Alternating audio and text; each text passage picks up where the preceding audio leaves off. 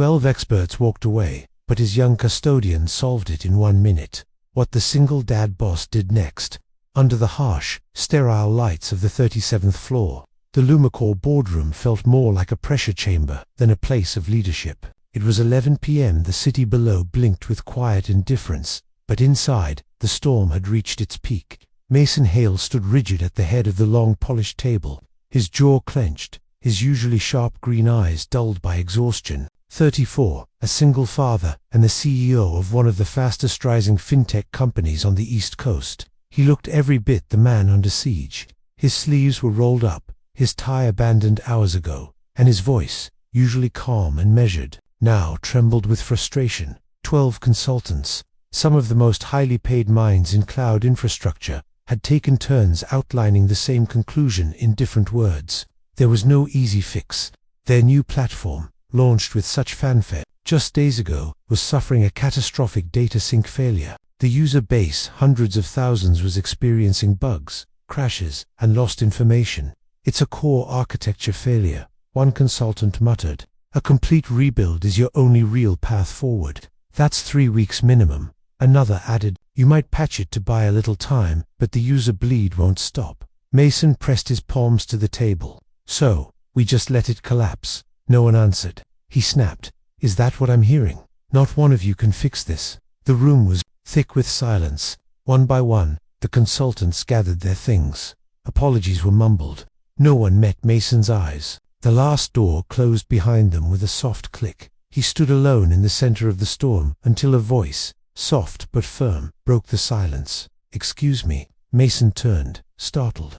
A young woman stood by the door in a cleaning uniform, a mop bucket. Behind her, brown hair pulled back loosely, hands still damp from her shift, and eyes wide but determined. I'm sorry, she said, stepping into the room, but I think I know where the problem is.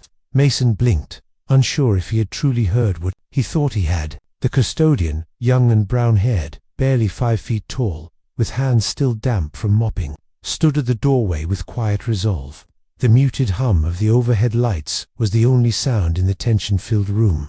For a few seconds, no one moved. All eyes turned toward her, some frowning in disbelief, others simply stunned into silence. Then Mason took a step forward, his voice calm but laced with curiosity. What did you say? The girl swallowed, her gaze flickering around the room of exhausted professionals, then returning to him. I think, she paused, finding her courage. I think I know where the problem is. Murmurs began rippling through the room like waves hitting glass. One of the junior consultants raised an eyebrow. A tech lead in the back chuckled under his breath, but stopped abruptly when Mason lifted a hand. The room quieted once more. He nodded at her. Go on. Her name tag, still clipped slightly crooked to a faded polo. Read Alina. She walked hesitantly into the room, her shoes squeaking faintly against the polished tile floor. She approached the whiteboard slowly, almost reverently, like someone who had dreamed of being here but never dared to believe it would actually happen. May I? She asked, her hand hovering over a dry erase marker. Mason motioned toward the board. At this point, we're all ears. Alina uncapped the marker, took a deep breath, and began to draw. Her lines were simple circles, arrows, boxes, equations, no acronyms, just the essence of the issue, stripped bare. She narrated as she worked. Think of it like a file cabinet, she said, her voice soft but steady. But someone filed a folder in the wrong drawer. When you try to find it, you're redirected to the wrong place over and over again. She drew a looping arrow between two shapes. This is where the cycle begins. The system is syncing outdated data, and instead of replacing it with new input, it keeps looping to the same invalid source. So every time a user logs in or makes an action request, boom, it hits the same wall. She added another circle. And because autosync is active across the platform, all subsystems are doing this simultaneously, like everyone in the company, trying to call the same pizza place at once on one landline. That earned a ripple of laughter, not mocking laughter, but the kind of release that came after hours of stress when someone finally put words to the thing no one else could understand. Mason stepped in, folding his arms, expression hard to read. One of the senior engineers leaned forward, eyes narrowing. She's right. That's describing a core loop error. Without even using the term, Elena gave a tiny nod. You don't need to rewrite anything.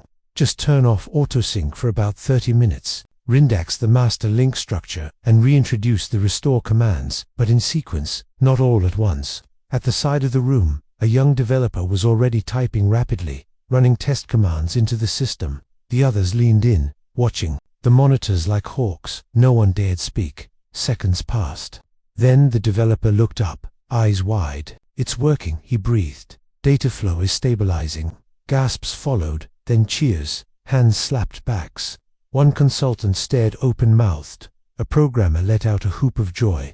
The tension shattered, and the room came alive again, not with panic, but with stunned celebration. Yet Mason didn't cheer. He didn't move. He just watched Elena, as though seeing her for the first time.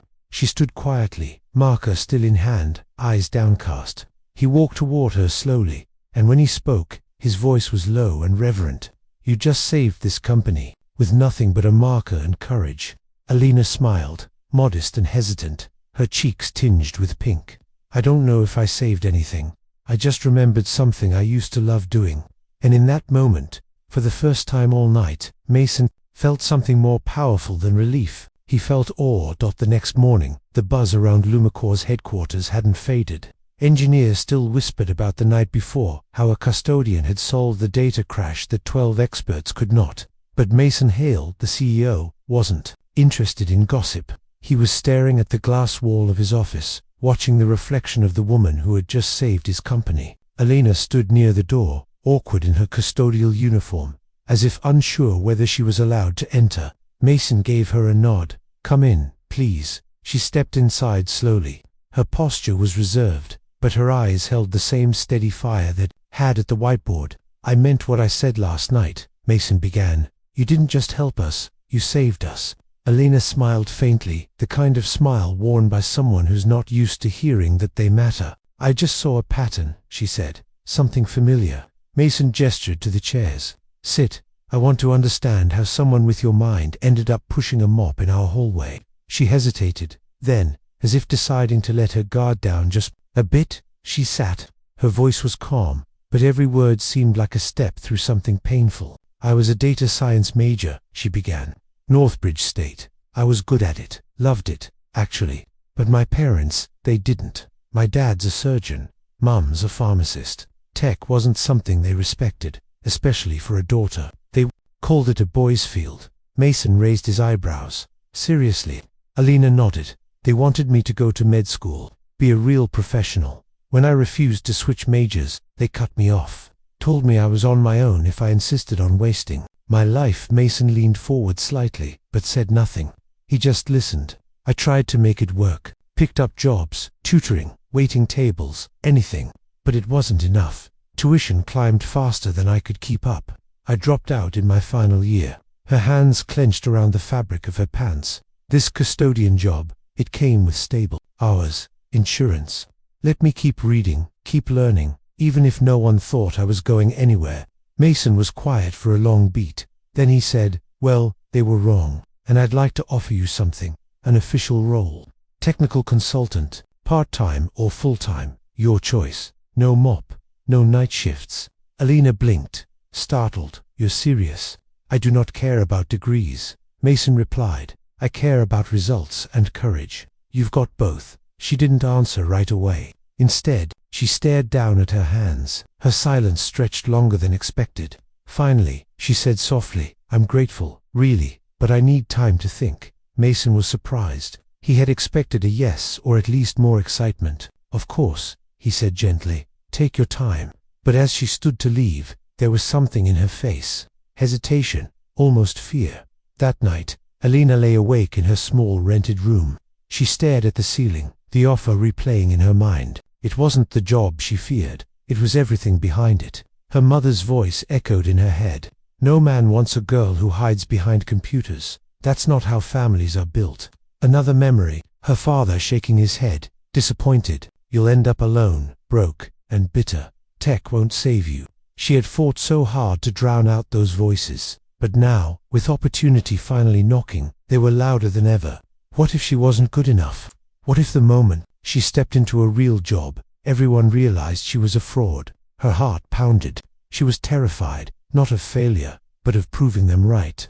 and yet, somewhere in her chest, the old fire still flickered. The part of her that used to stay up all night reading coding forums, debugging for fun, dreaming of designing her own algorithms. Maybe she thought the dream had never died. Maybe it was just waiting for a chance and for someone to believe. But was she ready to believe in herself? That was the hardest question of all. It was a Saturday afternoon bathed in early spring sunshine. The city park buzzed softly with life. Children squealed on slides, couples walked dogs, and elderly folks soaked in the gentle warmth from scattered benches. Mason Hale, wearing a hoodie and jeans for once, held the small hand of his 4-year-old son Theo as they strolled the winding paths near the duck pond. Theo wasn't much of a talker around strangers. He had inherited his mother's quiet nature and Mason's intense eyes, often taking the world in with silent observation.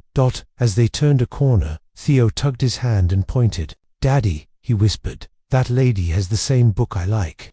Mason followed his gaze. There, on a bench beneath a budding tree, sat Alina. Her brown hair was loosely tied, strands fluttering in the breeze as she read a weathered paperback. She looked peaceful in a way Mason hadn't seen before. No mop bucket, no fluorescent lights, just her and a story. Theo let go of his hand and, without hesitation, made his way over to the bench. Mason blinked. "Theo, wait," but it was too late. His son was already standing beside Alina, peeking at the book. Alina looked up, startled for a split second, then smiled a warm, genuine smile. "Hi," she said gently. Theo didn't answer. He just climbed up beside her, curled his legs beneath him, and stared at the book. Alina chuckled softly, then reached into her bag and pulled out a small wrapped candy. "Would you like one?" she asked. Theo nodded and took it with both hands like it was a treasure. Mason watched from a distance, amazed. His son rarely warmed up to anyone so quickly, and yet, here he was, nestled beside a woman he barely knew, as if they had been friends forever.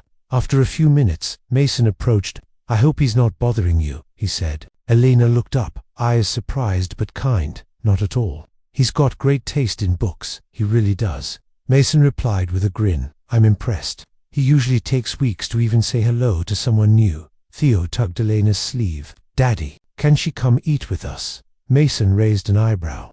"That's up to her." Alina hesitated. Her instinct was to say no. This wasn't her world. She didn't belong in casual dinners with CEOs and their children. But then Theo looked up at her, with wide, hopeful eyes, the kind that hadn't learned how to judge yet. Alina gave a shy nod. "Okay, just for a little while." They ended up at a quiet diner on a corner street, a humble place with red booths and laminated menus. Theo insisted on sitting between the two adults, and the conversation slowly unfolded, not rushed, not forced. At first it was simple. What Theo liked to read, the ducks in the pond, his dislike of broccoli. But then something shifted.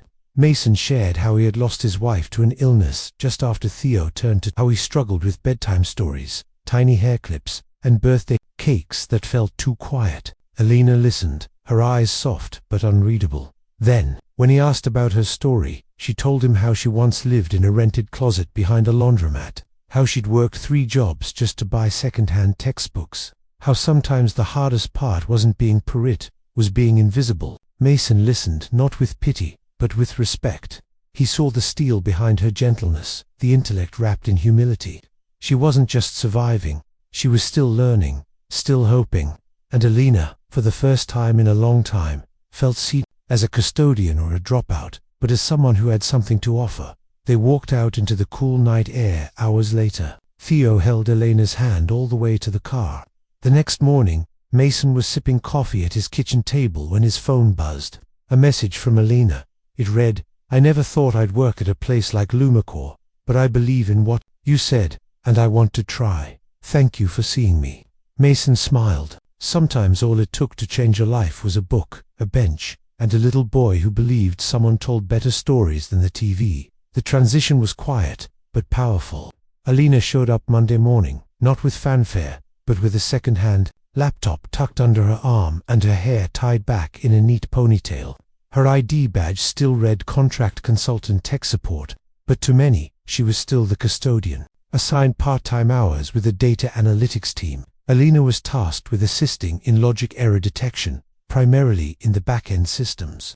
The company's platform had grown complex, layered with years of patchwork solutions. It was like entering a house built by too many architects with no common blueprint, but Alina saw it differently. Where others saw chaos, she saw structure waiting to be uncovered.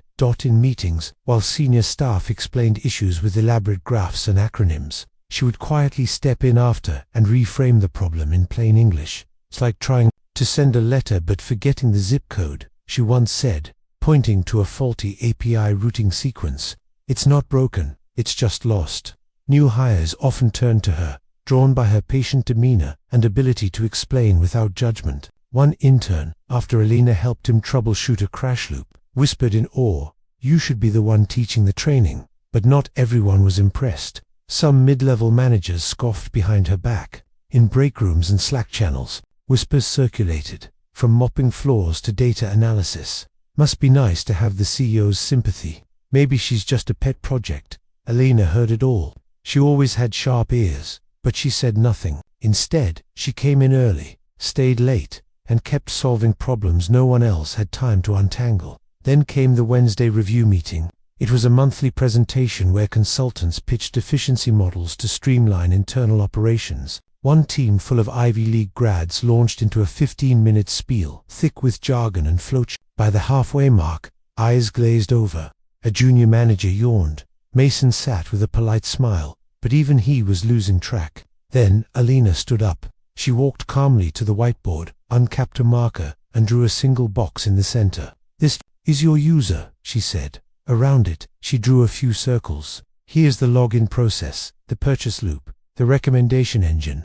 But right now, she tapped the board.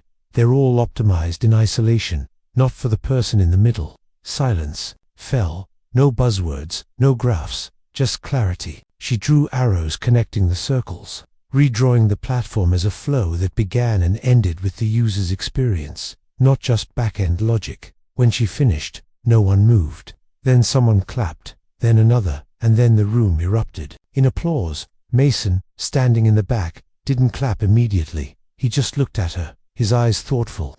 It wasn't admiration. It was something deeper: respect, perhaps recognition. When the meeting ended, Mason approached her near the coffee machine. "You didn't just explain the problem," he said quietly. "You made them care." Alina looked up, a little shy, a little amused. "I just wanted them to understand." He nodded. "That's exactly what this place has needed." That night, Alina stayed late, as she often did.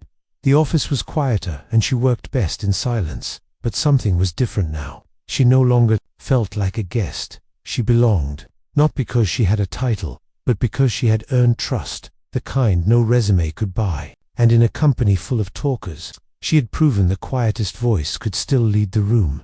It happened on a Wednesday afternoon, just 3 days before the company's long-anticipated product launch. Alina had been entrusted with the final quality assurance sweep, a meticulous data integrity check before the new feature went live. She had flagged a potential conflict in the auto-sync protocol the night before, submitting a detailed report to the project leads, but no one followed up.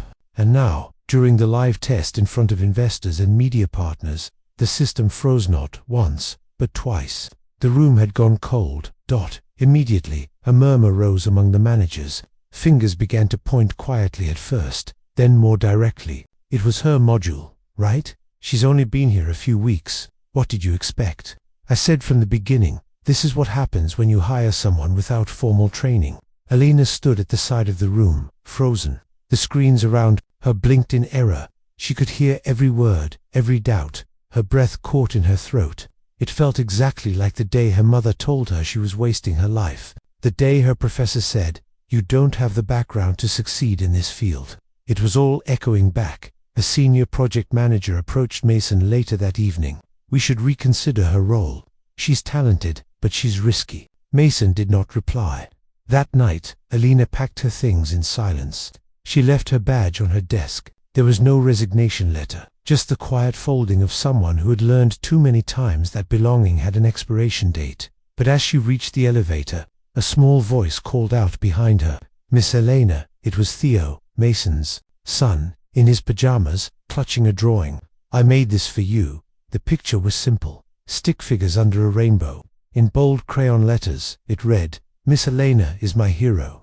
Elena knelt down, her eyes misting. She took the picture in trembling hands and pressed it to her chest. "Thank you," she whispered. Theo simply smiled and hugged her. Elena did not leave. The next morning, she walked into the meeting room, badge reattached, head held high. She waited until the room was full. Then, with quiet conviction, she stood and opened the report she had sent days earlier. "I flagged this error before the test," she began. Page 3, Section 2. It outlines exactly where the failure point would occur if the autosync was not decoupled from the new feature. She clicked to the next slide. The data was clear, time-stamped, rarefied. Silence, then murmurs, then Mason stood up. He turned to the table of managers. His voice was calm but firm. "Next time," he said, "listen to the people who actually know what they're doing. No anger, no raised voice, just truth." Elena felt her chest rise with something she had rarely felt in rooms like this. Validation, not the kind you begged for, the kind you earned and finally received. And for the first time, someone in power did not ask her to explain herself. He simply stood by her side. The days that followed were quieter, at least on the surface. The storm of the product launch had passed, leaving behind the calm routine of post-release tweaks, user feedback, and back-end stability checks. But underneath that predictable rhythm, something new and fragile was beginning to grow. Elena and Theo became nearly inseparable after hours. What began as a single walk to the ice cream truck outside the office turned into a series of small sacred rituals. One day it was a shared cup of hot chocolate on a chilly afternoon. The next it was a story read aloud beneath the great elm tree near the company's garden bench. By the end of the third week, it had become a rhythm of its own, unspoken, cherished, and quietly healing. "Want to hear a story about a girl who built her own robot?" Elena would whisper as they sat cross-legged on a plaid picnic blanket. Theo's eyes would always widen with excitement. "Yes, but only if she names it Pancake." Elena would chuckle, tapping the boy's nose. "Deal. Robot Pancake it is." They had their own world now, one stitched together by laughter and gentle questions. And it was during one of those sun-drenched afternoons, as they shared a cup of melting strawberry swirl, that Theo looked up with curious eyes and asked, "Miss Elena, how come your house doesn't have anyone like Daddy and me?" The question came without judgment, just pure childlike wonder. Elena's spoon paused midway. She glanced at Theo, then out at the trees, swaying gently in the breeze. For a moment, the hum of nearby laughter and birdsong filled the silence between them. "I used to have a family," Elena finally said, her voice low and steady. "But they didn't believe I could do big things, so I left, or maybe they left me in their own way." Theo blinked slowly and leaned his head against Elena's arm. Without saying anything, his small gesture said it all. Unbeknownst to them, Mason had been watching from a few steps away. He had come to bring Theo his water bottle, but paused when he overheard the exchange. Something inside him pulled tight, not out of pity, but out of recognition. He had known loss, to disapproval, isolation, and now, standing there, he saw something else, a bridge forming between his son and this quietly extraordinary woman. That evening, as the city began to glow in amber hues and office lights flickered on around them, Mason walked Elena to the subway stop. The sidewalk buzzed faintly with life, but their steps were slow, unrushed. He cleared his throat. "Would you have dinner with me?" Elena glanced sideways, a hint of surprise in her eyes. "You mean to talk about the database scaling issues?" He laughed, the sound warm and disarming. "No, I mean dinner. No shop talk, just two people. Maybe three if we let the tiny chaperone join us." That night, seated at a modest bistro tucked between two bookstores, they shared a meal that had little to do with food and everything to do with opening doors they both thought were long sealed shut. They did not discuss analytics, projections, or user interfaces. Instead, they spoke about things rarely spoken aloud.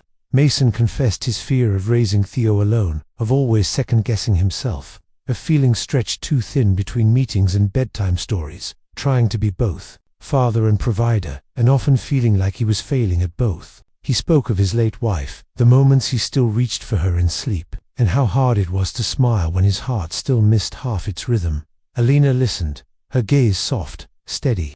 Then she shared her own truths, not with drama, but with quiet courage. She told him about the night she slept in a storage unit after her scholarship was revoked, about the cafeteria job that paid for a single programming course, about scrolling through online courses late at night, her fingers blistered from mopping, but her mind hungry to learn.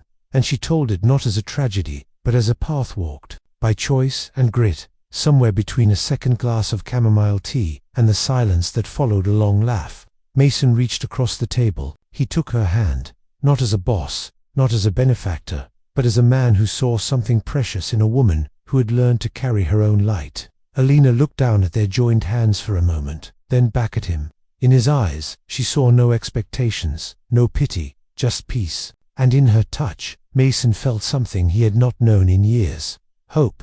6 months later, the atmosphere at Lumacore had subtly but unmistakably transformed. The sterile intensity that once hung over the data lab had softened into something warmer, more collaborative. Laughter was more common during lunch breaks. Engineers volunteered to mentor interns without being asked, and every so often, someone knew whether an assistant or a seasoned tech lead would say, "Hey, let's run this by Alina. She has a way of making things clearer." Alina Torres, who once mopped the very floors, she now walked with calm authority, sat at the head of a long rectangular table in the strategy room. Her fingers moved swiftly over flowcharts and graphs, her eyes scanning streams of code and performance data. Around her, the room was full, but no one interrupted. They waited, listened, respected. Her nameplate now read, Team Lead, Data Intelligence. Yet her desk told a different story. A thrift store ceramic mug with a chipped rim, post-it notes, layered in color and chaos, most covered in whimsical theodoodles of stick robots and happy suns. She wore her usual sneakers, the same cardigan with frayed cuffs, and her ponytail was tied back the way it had always been.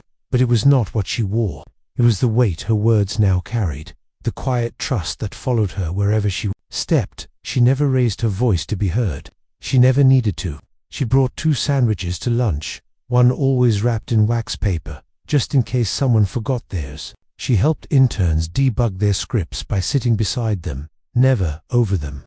When someone struggled to grasp a system concept, she would lean over and say, "Let's think of it like plumbing. Data flows. If something blocks the pipe, where would you check first?" Then came Friday. The company's massive conference room was filled. The lights dimmed slightly. The hum of conversation lowered into anticipation. Mason Hale stood at the front, tailored.com, confident. His eyes scanned the crowd before speaking. "I want to talk today about vision," he began, his voice rich and grounded. "Not the product name, not the quarterly reports. I mean the kind of vision that sees potential before the rest of the world catches up to it." He paused. "There are people in this world who've always had the keys, who've always been allowed to speak first, be seen first. And then there are those who've had to fight to be noticed. People who were told they don't belong, that they're too poor, too underqualified, too ordinary." A hush fell. "I'm proud to announce Lumacore's newest division, a training and development branch focused on identifying and nurturing the kind of talent that doesn't come with polished resumes. A place where people can rise, not because of where they started, but because of what they're capable of." Behind him, the projector screen lit up. Bright Future Initiative Director, Alina Torres. For a heartbeat, the room was utterly silent. Then, like a ripple breaking into a wave, applause erupted. Sincere, sustained. Alina stood slowly, visibly moved. Her gaze swept across the crowd. Engineers, marketing execs, receptionists, cleaning crew, interns. Some were smiling, some had tears in their eyes. Every single one of them stood, applauding. She placed a hand over her chest, nodded once, and sat back down, eyes shining. Later that evening, after most of the building had emptied, Alina lingered in her new office, a level higher than the floor she once mopped during midnight shifts. The city lights stretched out before her, dazzling and endless. Once upon a time, they'd felt unreachable. Tonight, they glimmered like old friends. The door opened with a quiet creak. She turned. Mason stepped in, hands tucked in his pockets, tie loosened. "Big day," he said with a smile. She let out a breath she didn't know she'd been holding. "I never thought this would be real." He walked closer, laying a hand gently on her shoulder. "It is, and you made it so." She turned to face him fully, emotion flickering in her eye. "You believed in me when I couldn't even see myself." He shook his head softly. "I didn't believe. I saw. That's different." They stood there, the silence between them filled with everything that had gone unsaid. "Thank you," she whispered. "Thank you," he replied, his voice roughened, "for staying, for showing us who you are." Just then, the sound of light footsteps came bounding down the hallway. "Miss Elena," Theo's voice rang out as he darted into the room, his backpack bouncing behind him. "You're still here?" Elena knelt and opened her arms. "Of course I am," Theo beamed, thrusting a Tupperware into her hands. "I brought cookies. Daddy says it's your big people day." They all laughed. Mason offered his arm, ready to go home. Elena glanced from his face to Theo's hand wrapped around hers. Then, she smiled and nodded. They walked out of the building not as CEO and team lead, but as something more, as something whole, as family. If the story stirred something deep within you, if it reminded you that courage comes in quiet moments, and that sometimes the most overlooked people carry the brightest light, then you are not alone. Elena's journey from unseen to unstoppable shows us that no dream is ever truly lost. All it takes is one person to believe, one moment of courage, and 1 second of being seen. If you believe in the power of stories that heal, that inspire, and that remind us of the goodness in humanity, then we invite you to join our growing community. Subscribe to Kindness Power Stories and never miss a tale that touches the heart and uplifts the soul. Because sometimes the right story at the right time can change everything.